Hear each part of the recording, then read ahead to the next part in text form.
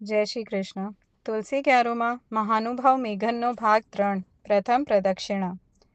હા પ્રભુ, કહેતા કૃષ્ણદાસ દંડવત પ્રણામ કરે છે. મનમાં આજે હર્ષનો પાર નથી.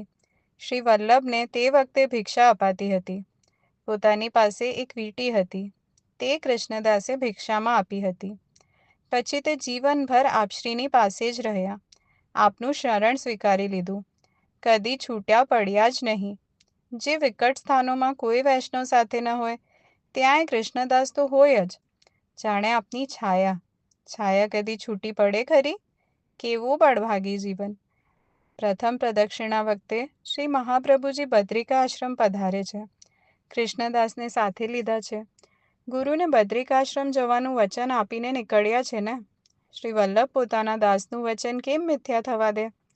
બદ્રિકાશ્રમ પાસે પરલી અને કેળની નામના પર્વત શિખરો છે. ત્યાં થઈને શ્રી વલ્લભ પધારતા હતા. કૃષ્ણદાસે જોયું કે એક જબરદસ્ત શિલા જોશભેર ગબડતી નીચે આવી રહી છે. સાંકડો માર્ગ હતો. આગા પાછા ખસવાની જગા નહોતી.